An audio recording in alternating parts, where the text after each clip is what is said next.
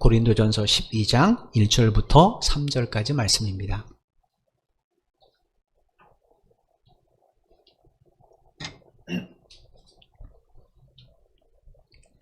신약성경 277페이지 고린도전서 12장 1절로 3절까지의 말씀 찾으신 줄 알고 제가 봉독해 드리겠습니다. 형제들아, 신령한 것에 대하여 나는 너희가 알지 못하기를 원하지 아니하노니 너희도 알거니와 너희가 이방인으로 있을 때에 말 못하는 우상에게로 끄는 그대로 끌려갔느니라. 그러므로 내가 너희에게 알리노니 하나님의 영으로 말하는 자는 누구든지 예수를 저주할 자라 하지 아니하고 또 성령으로 아니하고는 누구든지 예수를 주시라 할 수 없느니라. 아멘. 교회 그러면 여러분들은 제일 먼저 어떤 그림들이 연상되신지 모르겠습니다. 보편적으로 예수 믿는 사람이든 예수 믿지 않은 사람이든 교회 그러면 십자가가 달린 종탑을 가장 먼저 연상을 하게 됩니다. 그런데 엄밀히 말하면 그건 성경에서 말하는 교회가 아니죠. 그냥 예배드리는 장소일 뿐이에요. 성경에서 말씀하시는 교회는 뭔가? 그건 성도들의 모임입니다. 여기에 대해서 우리가 이미 잘 알고 있는 것처럼 고린도전서 1장 2절에서 사도 바울이 이렇게 우리에게 증언해 줬죠. 고린도서 1장 2절 말씀입니다. 고린도에 있는 하나님의 교회 곧 그리스도 예수 안에서 거룩하여지고 성도라 부르심을 받은 자들과 또 각 처에서 우리의 주 곧 그들과 우리 주 되신 예수 그리스도의 이름을 부르는 모든 자들에게, 주님께서 사도 바울을 통해서 우리에게 교회를 정해 주셨어요. 교회가 뭔가? 교회는 성도로 부르심을 받은 사람들의 모임이라는 거예요. 그러니까 교회는 건물이 아니고, 교회는 사실은 부르심을 받은 성도들, 또 성도들의 모임을 가리켜서 교회라고 합니다. 우리가 교회라고 생각하는 이 장소는 그냥 우리가 함께 모여서 예배하는 예배당일 뿐이에요. 그럼 하나님 우리를 왜 부르셨는가? 왜 교회로 부르셨는가? 그것은 예수 그리스도를 나의 구주, 나의 그리스도로 부르게 하시기 위해서 그래요. 13절에 1장 2절에서 우리말로 부르는 이라고 번역된 이 헬라어가 부르다라는 뜻도 있지만 말하다라는 뜻도 있습니다. 그러니까 이 내용을 종합해 보면 하나님께서 우리로 하여금 십자가에 못 박혀 피 흘려 돌아가시고 사흘 후에 부활하신 그 예수 그리스도를 당신은 나의 구세주이고 당신은 나의 주님이시고 하나님의 아들이십니다 라고 고백하도록 우리를 불러주셨다라는 거예요. 우리가 고린도전서 강해를 할 때, 1장을 강해할 때 이야기를 여러분에게 자세히 좀 말씀을 드렸습니다. 1장 2절에서 우리말로 교회라고 번역된 헬라어가 에클레시아라는 단어예요. 뜻은 똑같습니다. 불러냄을 받은 자들의 모임이라는 뜻이에요. 그런데 이 에클레시아라는 단어는 어느 날 갑자기 사도들이 만들어낸 용어가 아니에요. 사도들이나 그리스도인들이 만들어낸 용어가 아닙니다. 이 용어는 이미 예수님이 이 땅에 태어나시기 전, 사도들이 사역하기 전, 기원전 5, 6세기부터 그 당시 헬라 사람들이, 헬라 제국에 있는 모든 사람들, 그 지배받던 모든 사람들이 이미 사용하고 있던 용어가 에클레시아입니다. 어떻게 사용했는가? 시민들의 모임 혹은 지도자들의 총회, 이런 걸 가리켜서 그 당시 헬라 사람들은 에클레시아 이렇게 지칭을 했어요. 그런데 어느 날부터인가 예수님이 이 땅에 오시고 그 다음에 하늘로 승천하시고 나서 이제 교회들이 생기고 지금으로 말하면 교회는 지금 같은 건물의 모임이 아닙니다. 성도들의 모임이죠. 2000년 전에 어느 날부터인가 헬라 사람들이 이 단어를 그리스도인들의 모임을 지칭하는 고유 명사로만 사용하기 시작했다는 거예요. 이유가 뭔가? 그건 예수 그리스도의 이름으로 모인 그리스도인들의 삶이 자신들의 모인 목적과 삶이 자기과 전혀 다르는 거예요. 뭐가 다르는가? 삶의 내용입니다. 믿지 않은 사람들 보기에 그리스도인들은 전혀 자신들과 다른 차원의 삶을 살고 있다는 거예요. 자기들은 모일 때마다 어떻게 하면 돈을 더 많이 버는가? 어떻게 하면 더 즐겁게 인생을 살아가는가? 요즘 관심사가 뭔가? 이런 것만 이야기하는데 그리스도인들은 모여서 뭐 하는가? 신앙으로 서로 격려하고 위로해요. 뿐만 아니라 교회 밖에서는 정직과 성실을 바탕으로 아주 열심히 일을 해요. 그리고 연약한 성도들이 있으면 성도들이 서로 돌아보고 자기가 가진 것을 함께 나누더라는 거예요. 이건 헬라 사람들이 이해는 안 가는 거예요. 왜 저 사람들이 자기가 열심히 애써서 버는 것 가지고 왜 나누지? 왜 미련하게 연약하게 저렇게 당하고만 있지? 이해가 안 가는 겁니다.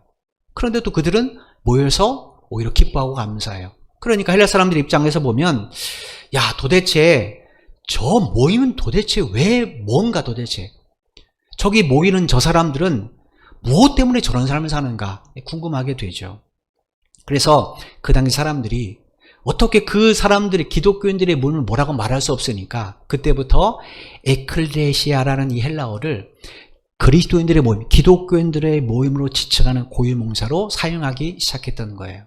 그러면 그 당시 그리스도인, 2000년 전의 그리스도인들, 초대교회 성도들은 어떻게 세상 사람들과 이렇게 확연히 구별된 삶을 살 수 있었는가?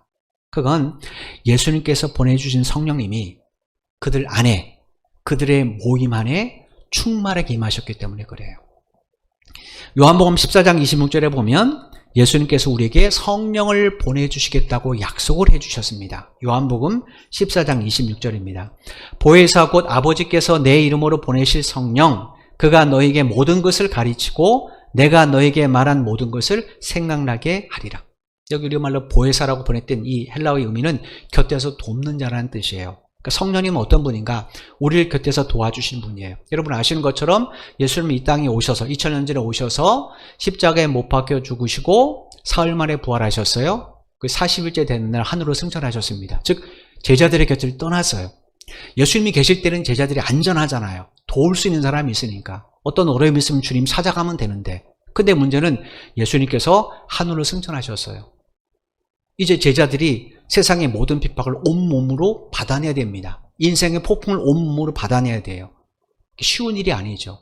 주님이 계셨으면 참 좋은데. 그래서 예수님께서는 당신이 떠나기 전에 내가 떠날 때 나처럼 너희를 도울 수 있는 자를 보내겠다 말씀하시는 거예요. 그분이 누군가? 성령님이에요. 그러니까 성령님은 어떤 분입니까? 우리를 도와주시는 분이에요. 뭘 도와주는가? 우리로 하여금 하나님의 말씀을 따라 살 수 있도록 도와주시는 분이에요.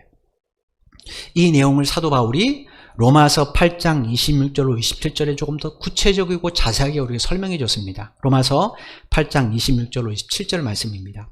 이와 같이 성령도 우리의 연약함을 도우시나니 우리는 마땅히 기도할 바를 알지 못하나 오직 성령이 말할 수 없는 탄식으로 우리를 위하여 친히 간구하시느니라. 마음을 살피시는 이가 성령의 생각을 아시나니 이는 성령이 하나님의 뜻대로 성도를 위하여 간구하심이니라. 여러분, 이 죄악된 세상에서 우리가 하나님의 말씀을 따라 산다. 이게 쉬운 일입니까? 이건 굉장히 어려운 일입니다. 하나님의 말씀대로 산다. 이건 정말로 어려운 일이에요. 왜 그런가? 우리가 그렇게 살다 보면 그로 인해 경제적 어려움에 처할 때도 있고, 때로는 사람과의 관계 속에서 억울한 일을 당할 때도 있고, 때로는 내가 정말로 믿고 기도했어요. 그런데 전혀 다른 상황, 현실, 거기에 직면할 때도 있기 때문에 그렇습니다. 이런 상황에 오게 되면 솔직하게 우리가 도대체 내가 뭘 해야 되는가? 내가 뭘 기도해야 되는가? 모르죠. 답답할 때가 굉장히 많죠. 내가 내 삶이 형통하면 답답한 거 없습니다. 근데 나 나름대로 열심히 예수를 믿어요? 근데 어느 날 질병에 걸렸어요. 어느 날 사업이 잘 안 돼요. 직장이 어려워요, 회사가. 자녀들도 학원에 보내는데 잘 공부도 안 하는 것 같아요. 답답하죠. 하나님, 내가 뭘 잘못했습니까? 내가 어떻게 해야 됩니까? 답답하죠. 이유가 뭡니까? 우리는 하나님의 뜻을 구체적으로 알지 못해요. 만약에 우리가 하나님의 뜻을 구체적으로 알면 답답하지 않습니다. 아니까, 그죠? 이 어려움이 하나님 나에게 왜 주는지 아니까.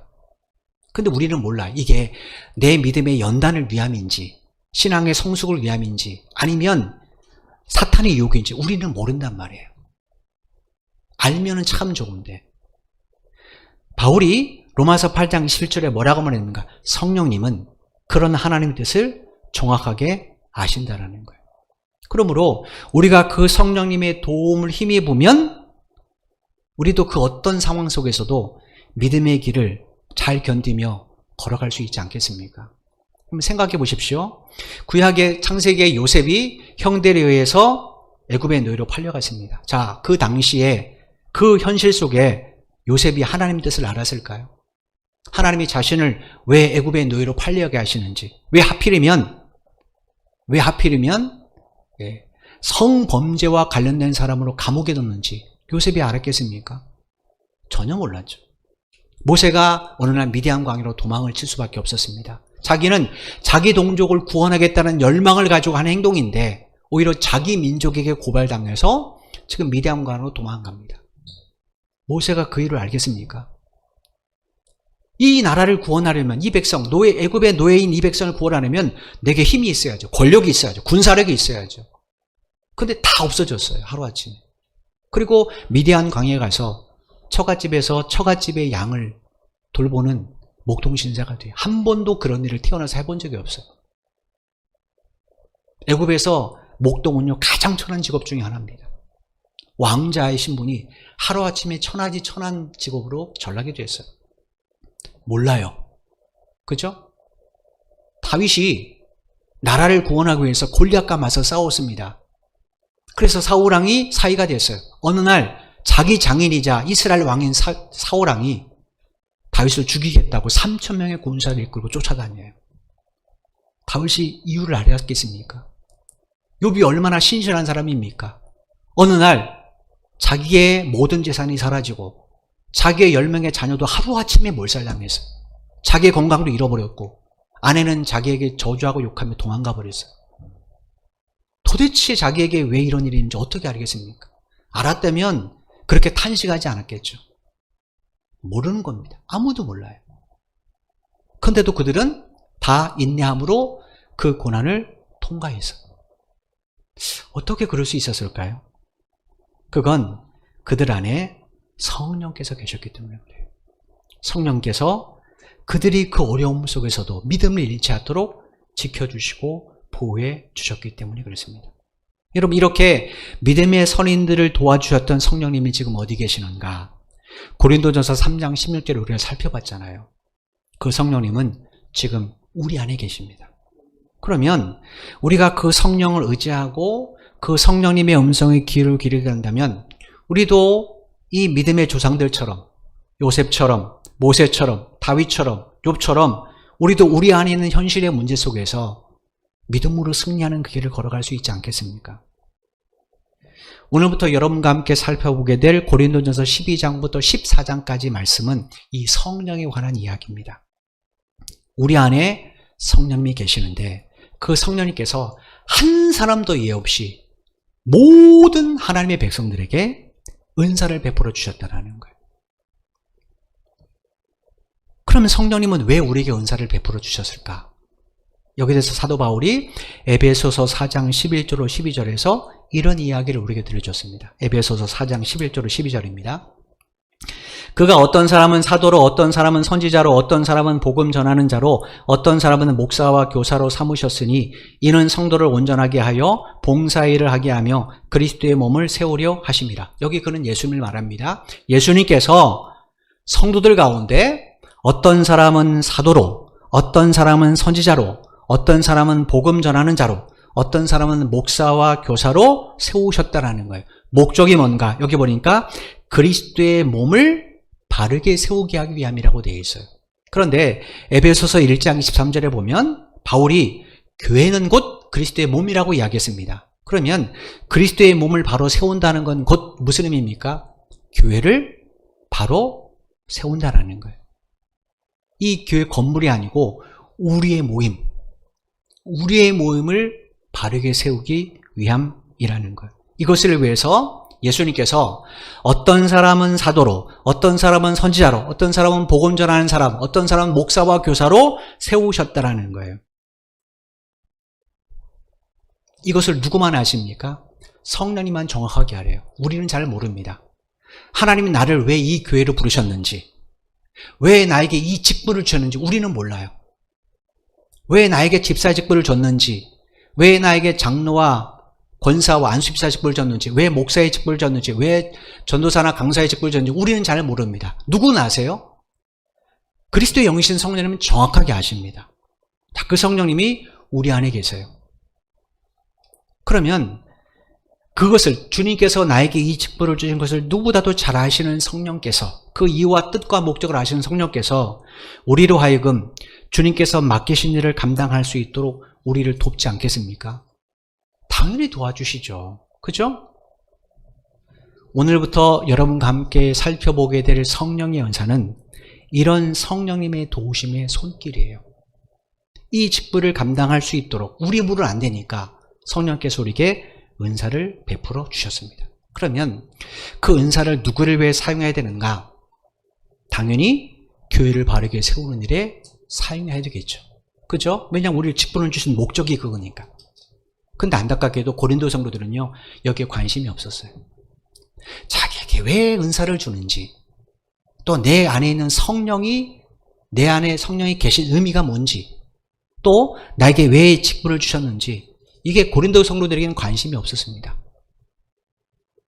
오늘 본문 1절 말씀 보겠습니다. 형제들아, 신령한 것에 대하여 나는 너희가 알지 못하기를 원하지 아니하노니. 여기서 신령한 것은 성령님께서 주신 은사를 말해요. 그 은사를 성령님께서 왜 나에게 주셨는지 고린도 성도들이 알기를 원한다. 지금 바울이 이야기합니다. 왜 이런 말을 했을까요? 조금 전에 말씀드린 것처럼 고린도 성도들은 여기에 관심이 없어요. 1절에서 우리말로 알지 못할기를 라고 번역된 헬라 의미가 뭐냐면 무엇을 무시하다, 이해하지 못하다, 이런 뜻이에요. 그러니까 고린도 성도들은 왜 성령님께서, 왜 주님께서 나에게 성령을 보내주시고 그 성령님께서 나에게 이런 은사를 줬는지 제대로 알려고 하지 않았다는 거예요. 관심이 없는 거죠. 그건 뭐와 같습니까? 그 은사를 주신 성령을 무시하는 것과 똑같다는 이야기입니다. 그래서 바울이 고린 성도들에게 당신들 이걸 좀 알기를 원합니다 하고 지금 설명을 시작하고 있는 거예요. 2절 말씀 보겠습니다. 너희도 알거니와 너희가 이방인으로 있을 때에 말 못하는 우상에게로 끄는 그대로 끌려갔느니라. 여기 이방인으로 있을 때란 예수를 믿기 전을 말합니다. 예수님께서 이 세상에 오시기 전에는 하나님께서 당신의 백성과 당신의 백성이 아닌 사람을 뭘로 구분했는가? 육적인 혈통을 따라 구분했어요. 아브라함의 자손으로 태어난 사람, 우리로 하면 태어날 때부터 이스라엘 국적을 가진 사람은 하나님의 백성, 아니면 이방인으로 구별하셨어요. 그런데 예수님이 이 땅에 오시고 나서는 하나님이 그 기준을 바꾸셨습니다. 뭘로 바꾸셨는가? 예수님에 대한 믿음으로 바꾸셨어요. 예수 믿는 사람은 하나님의 백성, 예수 믿지 않는 사람은 하나님의 백성이 아닌 걸로 구분하셨어요. 이 사실을 갈라디아서 보면 사도 바울이 얼마나 강조하는지 몰라요. 갈라디아서 3장 7절 말씀입니다. 그런즉 믿음으로 말미암은 자들은 아브라함의 자손인 줄 알지어다. 갈라디아서 3장 29절입니다. 너희가 그리스도의 것이면 곧 아브라함의 자손이요 약속대로 유업을 이을 자니라. 누가 하나님의 백성인 아브라함의 자손인가? 그건 이스라엘 사람을 태어난 유대인이 아니라는 거예요. 예수님을 믿는 성도들이라는 거예요. 그렇다면 성도가 된 우리들은 당연히 하나님의 백성답게 살아야 되지 않겠습니까? 생각해 보십시오. 대한민국에서 태어난 사람이라면, 한국 사람이라면 당연히 한국인처럼 살아야 되잖아요. 미국 사람이라면 미국 사람답게 사는 것이 그 나라 국민으로서의 바른 삶이지 않겠습니까? 한국에서 태어났는데 미국 이야기만 들먹이면서 한국의 법을 쫓아낸다면 그건 한국 사람다운 사람 아니잖아요. 한국에서 태어나는데 북한의 이야기하면 그건 한국 사람다운 사람 아니잖아요. 그죠? 이게 세상의 상식입니다. 그렇다면 그리스도인이라면, 예수 그리스도를 믿고 하나님의 백성이 된 사람이라면 당연히 어느 나라 시민답게 살아야 됩니까? 하나님의 백성답게 살아야 돼요. 우리가 빌립보서 강의할 때 이야기 들었잖아요. 그러면 도대체 어떻게 사는 것이 하나님의 백성답게 사는 것일까? 그건 하나님께서 우리 손에 들려주신 성경에 기록된 그분의 말씀을 따라 사는 겁니다. 여러분이 그리스도인이 아니라면 제가 2000년 전에 바울이 고린도교에 썼던 이 편지의 내용을 여러분에게 자세하게 설명할 이유가 없죠. 여러분, 시대도 다릅니다. 상황도 달라요. 이 내용이 도대체 여러분의 삶에 무슨 도움이 되겠습니까? 이거 안다고 돈을 법니까? 이거 안다고 건강합니까? 이거 안다고 세상에 출세하고 성공합니까? 이 이야기는 여러분 인생에 도움되는 것 아니에요.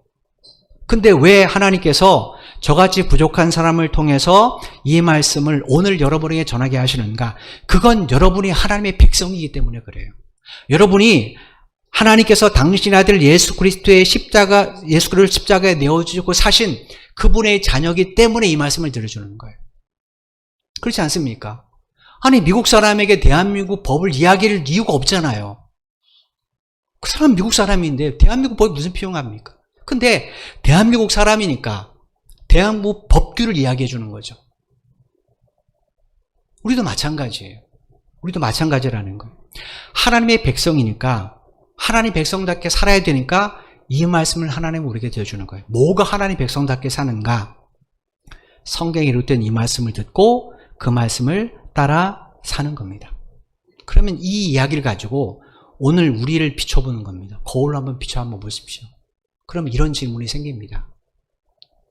과연 나는 지금 하나님의 백성답게 살고 있는가?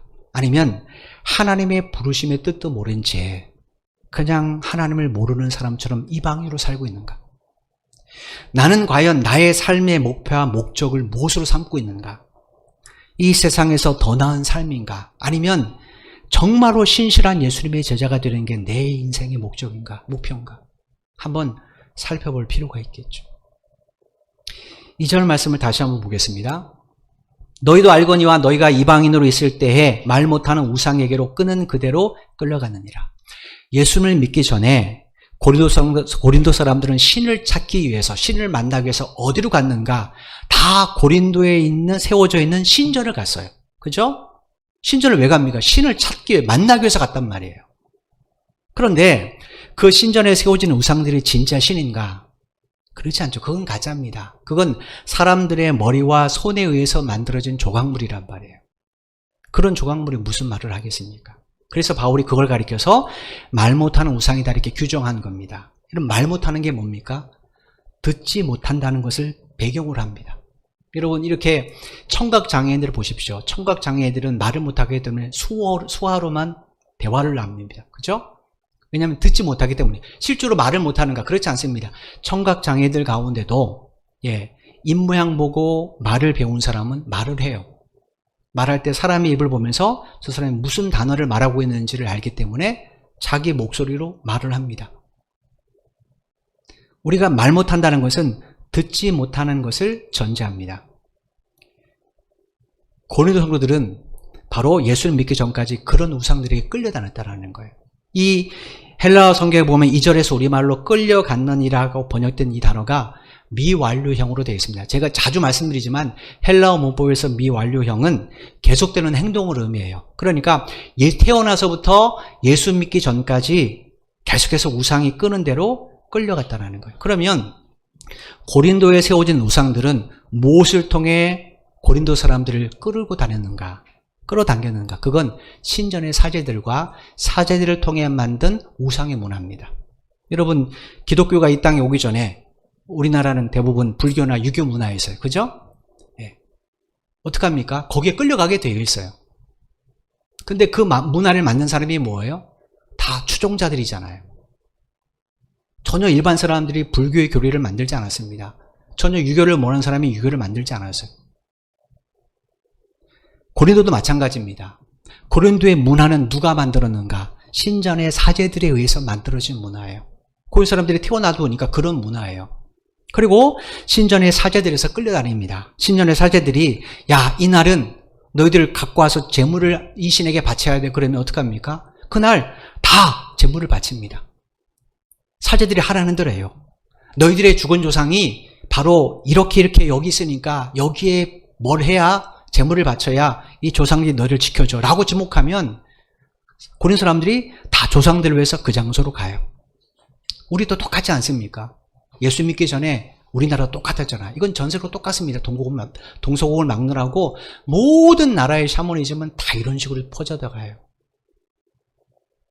그러니까 그들은 예수 믿기 전에 그렇게 끌려다녔어요. 더군다나 우리 문화, 불교나 유교 문화는 이렇게 어떤 이런 날 때 축제 문화가 별로 아니지만 헬라나 그리스는 이런 신에 관한 날이 되면 축제 문화입니다. 그래서 신전의 사제들이 그날 그 신전에 모인 사람들에게 제사를 드리고 열광적으로 우상 앞에서 춤추며 노래하기 시킵니다. 이유가 뭐예요? 그래야 신으로부터 복을 받는다고 말하기 때문에. 그러니 고린 사람들 어떻게 하겠습니까?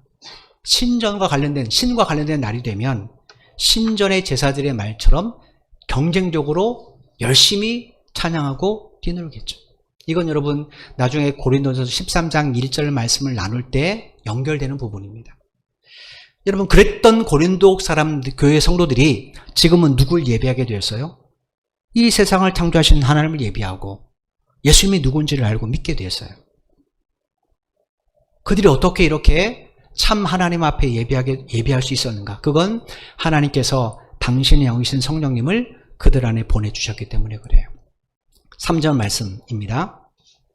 그러므로 내가 너에게 알리노니 하나님의 영으로 말하는 자는 누구든지 예수를 저주할 자가 자라 하지 아니하고 또 성령으로 아니하고는 누구든지 예수를 주시라 할 수 없느니라.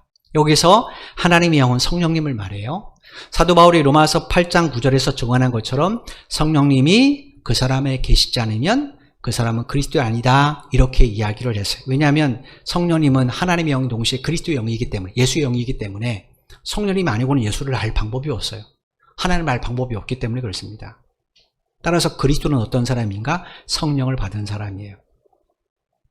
이런 그리스도인들을 바울이 지금 뭐라고 했냐면 영으로 하나님의 영으로 말하는 자다라고 표현했어요. 왜 이런 표현을 했는가? 2절에 말 못하는 우상하고 좀 비교해 주기 위해서 그렇습니다. 여러분 2절에서 바울이 증언한 것처럼 우상은 말을 못합니다. 왜 말 못할까요? 우상에겐 영이 없습니다. 여러분 사람이 죽으면 말을 못합니다. 왜 말 못합니까? 영혼이 없기 때문에 그래요. 죽은 사람의 시신은 영혼이 없기 때문에 말을 못해요. 겉이 아무리 멀쩡해도 말 못합니다. 영혼이 떠난과 동시에 그 사람은 말 못해요.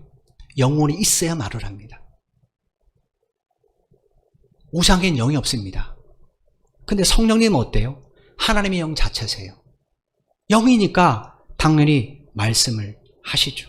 그죠? 그 성령님에 대해서 예수님께서 요한복음 16장 13절에서 우리에게 이렇게 말씀해 주셨어요. 요한복음 16장 13절입니다.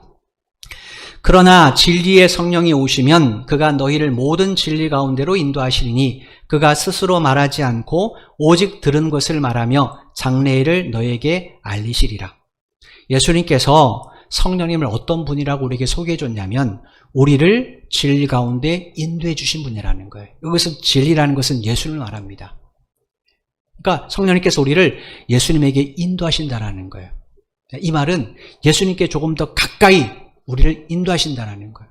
여러분 어떤 물체를 멀리서 볼 때는 희미하지만 가까이 보면 내가 멀리서 봤던 거와 조금 더 다르게 보기라도 선명하게 보게 되잖아요. 그죠? 그런 겁니다. 예전에는 예수를 믿는데 그냥 멀리 있는 사람으로 믿었어요. 예수님이 예수님이 나라에서 죽었대. 막연한 생각입니다. 근데 성령님께서 나를 어떻게 하는가? 그 예수님을 실제로 만날 수 있도록 그 예수님께로 우리를 가까이 계속해서 인도하시는 겁니다. 인도하시는 거예요. 그래서 성령을 충만히 받으면 그 예수님이 실제로 내 곁에 계심을 내가 본능적으로 알게 돼요. 그 예수님께서 나를 위해서 지금도 하나님 보좌 우편에서 기도하시고 나를 위해서 지금도 함께 하신다는 사실을 내가 피부로 알게 돼요. 이건 뭔가 조금 더 가까워졌기 때문에 그렇습니다. 여러분 마찬가지지 않습니까? 예를 들어서 어떤 사람이 저를 알아요? 저 처음 만났습니다. 그럼 첫 만남에서 대해서 얼마나 알겠습니까? 그죠? 근데 그게 1년 지나고 10년 지나고 계속해서 그 관계 만남이 유지되면 나중에 어떻게 됩니까? 나중에는 조금 더 깊이 알게 되죠. 아주 가까운 사람은 어떻게 되겠습니까? 내가 무슨 말을 해도 그 말을 하는 의도까지 알겠죠. 근데 저와 교제가 없는 사람은 그 말의 표면적인 부분밖에 모르죠. 무슨 의도로 했는지를 전혀 이해 못하는 겁니다. 왜냐? 가깝지 않기 때문에 그러죠. 마찬가지입니다. 예수님과 우리의 관계가 가까워지면 성경 말씀을 들어도 하나님께서 왜 이 말씀을 내게 주시는지, 어떤 사건이 일어나도 이것을 내일 왜 보게 하시는지, 경험케 하시는지 우리가 알아요. 근데 모르면 전혀 관계가 없는 거죠. 성령은 어떤 분이신가? 진리신 예수님에게로 우리를 계속해서 인도해 주신 분이라는 거예요. 그래서 성령이 계시지 않으면 그 사람은 그리스도인이 될 수 없는 겁니다. 여러분 이렇게 우리를 예수님께 인도하시는 성령님에 대해서 지금 예수님 뭐라고 했냐면 그분은 스스로 말하지 않는다 이렇게 말했어요. 여기 스스로 말하지 않는다. 원문 그대로 해석하면 자기 마음 내키는 대로 말하지 않는다라는 거예요. 조금 더 쉽게 표현하면 함부로 말하지 않는다라는 거예요. 여러분, 함부로 말한다는 게 뭘까요? 국어사전을 찾아보니까 함부로라는 정의가 이렇게 되어 있더라고요. 조심하거나 깊이 생각하지 않고 마음 내키는 대로 감정적으로 마구 말하는 것 이렇게 되어 있어요. 성령님은요, 당신의 감정대로 막 말씀하는 분이 아니라는 거예요. 함부로 말하는 것은 뭡니까? 아무 때나 내 분노를 터뜨리고 내 감정을 내뱉는 걸 말하죠. 혹은 어떤 사람이 말을 했어요. 근데 그 의도는 전혀 관심이 없고 그 의도를 왜곡해서 다른 사람에게 전하는 것. 이것도 함부로 말하는 거예요. 성경에서 말하는. 마태복음 7장에 본 예수님께서는 우리에게 이렇게 함부로 다른 사람을 비판하거나 비방하거나 판단하지 말라 이렇게 엄하게 경고하셨어요. 여러분, 그러나 한번 생각해 보십시오. 우리가 평생을 살아가면서 어떻게 화낼 일이 없겠습니까? 그죠? 그런 사람이 세상에 어디 있어요? 예수 믿어도 얼마든지 화낼 수 있습니다. 단 하나 우리가 기억할 건 하나가 있습니다. 그게 뭔가? 그리스도인들은 아무리 화가 나고 아무리 감정이 거세도 할 말과 하지 말아야 될 말을 따로 있다는 것을 기억해야 된다는 거예요. 예수 믿는 나는 그리스도로서 할 말이 있고 해서는 안 될 말이 있다라는 거예요. 이거 뭔가? 우리 안에 계신 그 성령께서 스스로 함부로 말하지 않는 분이기 때문에 그래요. 함부로 말하지 않는 성령이 내 안에 있는데 내가 함부로 말하면 되겠습니까? 안 되잖아요. 그럼 성령님은 뭘 말씀하시는가? 당신이 듣는 것만 말씀하십니다. 성령님 뭘 들으시는가? 그분은 하나님의 영이시니까 하나님의 말씀, 그 뜻만을 들으시죠. 그리스도인들은 이런 성령님을 마음에 모신 사람들이에요. 그러면 우리가 누구에 의해서 말하는 사람이 되어야 되겠습니까? 그건 내 감정이 아니라 내 마음에 모신 성령님에 의해서 말하는 사람이 돼야 되겠죠. 그죠? 이것이 우리의 최종 목적입니다. 그리스도의 장성한 분량이 이른다는 게 그런 의미예요. 그러면 우리 궁금한 점, 어떻게 해야 그렇게 성령으로 말하는 삶을 살 수 있는가? 어떻게 해야 내가 성령에서 말하는 사람이 될 수 있는가? 그건 성령님이 누구신지를 바로 알면 됩니다. 조금 전에 말씀드린 성령님은 항상 하나님의 말씀을 들으시는 분이에요. 그죠? 그렇다면 우리가 어떻게 해야 성령에 의해 말하는 사람이 될 수 있습니까? 성령께서 가까이 하시는 하나님의 말씀을 우리도 우리 영혼의 양식으로 삼으면 됩니다. 그러면 예수를 저주할 자로 비난했던 고린도 교회 성도들이 예수를 향해서 나의 주, 나의 그리스도라고 고백한 것처럼 우리 입에서도 하나님에 대한 원망이나 불평보다는 감사와 찬양이 넘치게 될 겁니다. 그럼 곰곰이 생각해 보십시오. 나는 정말로 성령에 대해서 관심이 있는가? 성령이 내 안에 계십니다. 그 성령에 의해서 내가 예수를 알게 되고 구원의 길을 걷고 있어요. 그럼 내게 제일 중요한, 내 인생에 제일 중요한 게 성령님이에요. 근데 과연 나는 그 성령님에게 관심이 있는가? 그 성령이 내게 은사를 줬다는데 과연 나는 그 일에 관심이 있는가? 한번 곰곰이 생각해 보십시오. 우리가 신앙이 성장한다, 신앙이 성숙한다는 것은 바로 이 내용들이 달라지는 거예요. 내 안에 성령이 계십니다.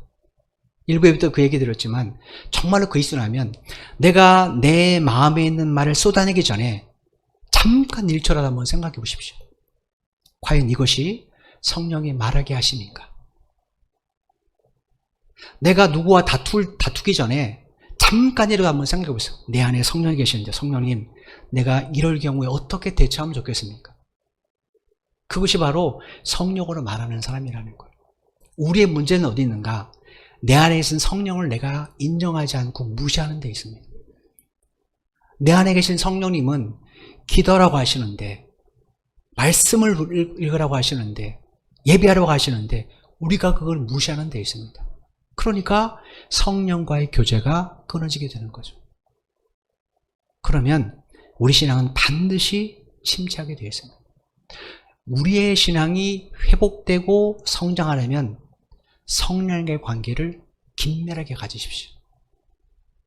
그럴 때만이 우리가 하나님의 뜻을 바로 알고 아무리 힘든 상황이라도 요셉처럼, 모세처럼, 그리고 욥처럼, 다윗처럼 묵묵히 그리스도인에서 삶을 걸어가는 겁니다. 다윗 생각해 보십시오. 얼마나 억울해를 당했습니까?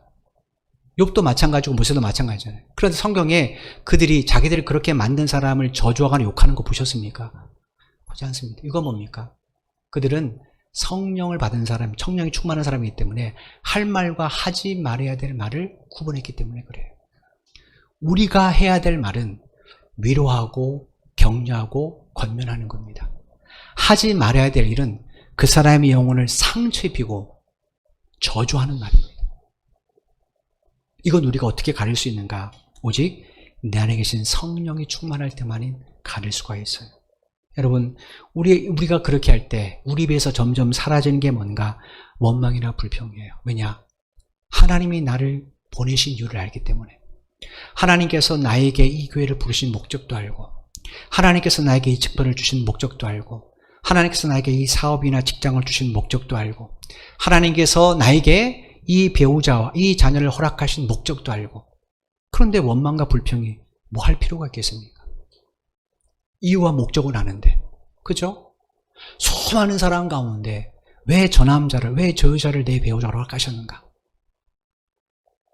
수많은 생명 가운데 하필은 왜 나를 닮은 자식을 낳게 하셔서 나로 하여금 고통을 겪게 하시는가? 제 얘기가 아닙니다. 공감하실 줄 믿습니다.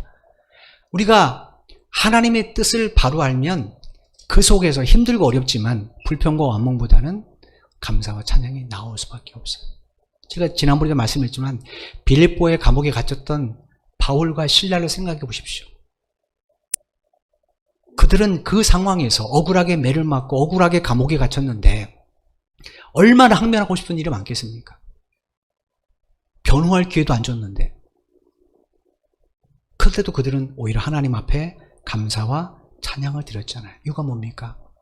하나님께서 왜 자신에게 매를 맞게 하셨는지, 왜 감옥에 갇히게 하셨는지, 전능하신 하나님이 그렇게 하셨다면 당위적인 뜻이 그분에게 있다는 거예요. 그래서 그 안에서 감사 찬양했더니 결국 어떻게 됐어요? 간수장과 간수장의 가족이 구원받는 하나님 뜻이 온전히 이루어지게 되지 않았습니까? 2022년도에 여러분의 삶에도 이런 감사와 찬양이 넘치게 되기를 주님의 이름으로 축원을 드립니다. 그러려면 어떻게 되는가? 하나님의 말씀을 가까이 하는 열심을 내십시오. 하나님 뜻을 아는 방법은 하나님의 말씀밖에는 없습니다. 성령님과의 교제밖에는 없어요. 여러분의 우선순위를 하나님과 그분의 말씀과 그리고 그분을 예배하는 것에 두십시오. 그러면 여러분의 삶이 점점 하나님 중심, 말씀 중심, 예배 중심, 교회 중심으로 바뀌게 될 겁니다. 그 속에서 하나님의 뜻은 반드시 이루어지게 되었습니다. 하나님 아브라함을 왜 부르셨습니까? 복의 통로로 삼기 위해서 그래요. 그죠? 우리도 마찬가지입니다. 복은 어디로부터 오는가? 신명기 18장에 의하면 하나님의 말씀에 순종함으로부터 옵니다. 우리의 능력으로 뭘 해서 복을 받는 것이 아니라 하나님의 말씀에 순종하면 복이 우리들을 절절절 쫓아다닌다고 분명히 성경에 하나님이 말씀하시고 약속하셨어요. 그러니까 하나님의 말씀에 순종할 수 있는 것은 하나님 믿는 사람밖에 없잖아요. 그러니까 하나님 우리를 부르시는 목적이 뭔가? 복의 통로로 사용하기 위함입니다. 올 한해 여러분의 가정과 일터가 이런 복된 통로가 되었으면 참 좋겠습니다. 잊지 마십시오. 여러분 안엔 성령이 계십니다. 그거를 여러분이 날마다 기억하셔야 돼요. 성령님은 지금도 여러분과의 대화를 시도하고 계십니다. 여러분이 찾으면 말씀하시고 찾으면 만나주십니다. 왜냐? 여러분을 떠나지 않기 때문에 그렇습니다. 가족들은 내가 직장 가고 어디 가면 헤어지지만 성령은 그렇지 않습니다. 그 성령님이 여러분과 늘 함께 하십니다. 이제부터 여러분 그 성령님과의 교제를 시작하십시오. 기도를 통하여 그분과 대화하시고 삶 속에서 그분과 대화를 시도하십시오. 그러면 내가 뭘 택해야 되는지, 내가 왜 이런 결정을 내려야 되는지, 나에게 왜 이런 어려움이 있는지를 그 성령을 통해 깨닫게 될 겁니다. 그런 여러분을 통해 하나님 반드시 여러분들을 당신의 백성으로, 자녀로 부르신 목적, 여러분들을 이 교회의 직분자로 부르신 목적을 이루어 가실 겁니다. 이 일에 올해는 더 구체적으로 쓰임받는 여러분 가정 되기를 주님의 이름으로 축원을 드립니다. 기도드리겠습니다. 하나님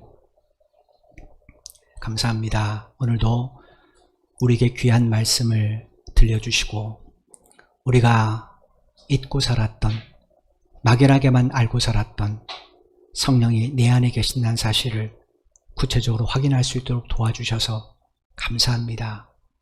오늘 우리가 이 예배에 참석할 수 있는 것은 성령님께서 우리를 이 자리로 인도해 주셨기 때문에 그렇습니다. 성령님이 아니었다면 오늘 우리는 여기 있을 수 없습니다.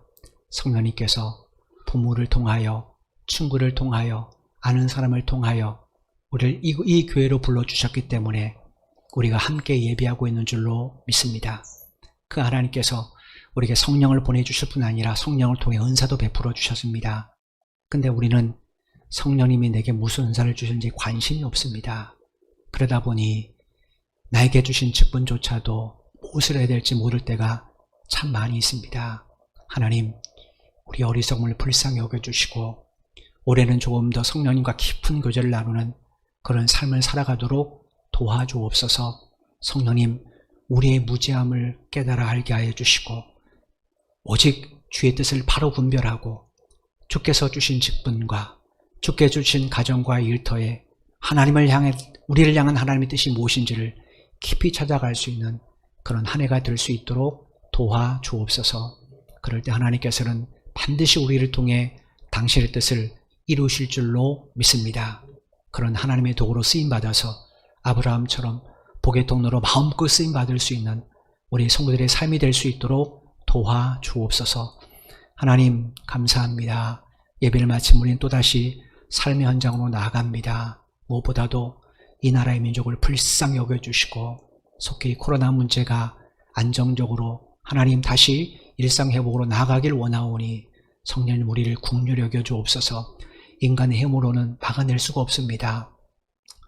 하나님께서 긍휼히 여겨주시고 은혜를 베풀어 주셔야 우리 일상이 회복될 수 있습니다. 하나님 이 땅에 긍휼을 베풀어 주시고 특별히 성도들의 가정과 일터와 또 하나님 우리 자녀들의 학업의 현장을 기억해 주셔서 한 주간도 안전한 삶의 현장이 될 수 있도록 역사해 주옵소서. 하나님 오늘도 우리가 한 주간 주님의 동행을 기대하며 살아갑니다. 힘들고 어려워도 현실에 낙심하지 않게 해주시고 그 속에도 우리를 향하신 하나님 뜻이 있습니다. 또 성령님은 우리와 함께 계십니다. 이 사실을 기억하고 묵묵히 성령을 따라 말하는 삶을 살아가는 우리 모두가 되게 하여 주옵소서. 예수님의 이름으로 기도드리옵나이다. 아멘. 우리 다 같이 일어나셔서 찬송가 191장 1절 그리스도의 크신 은혜와 독생자 예수 그리스도를 우리를 위해 십자가에 내어 주시기까지 우리를 사랑하신 아버지 하나님의 만극하신 사랑하심과 우리 속에 내주하셔서 감화, 감동, 교통, 충만하게 하시는 성령의 역사하심이 오늘 말씀을 마음에 깊이 새기며 이제 성령님과 함께 주님을 더 깊이 알아가기를 원하는 사랑하는 모든 믿음의 형제 자매들의 발걸음 위에와 저들의 가정과 저들의 직장과 사업 위에 이 나라 이 민족과 우리 선교 제일교회 위에 지금부터 영원토록 함께 하시기를 간절히 축원하옵나이다. 아멘.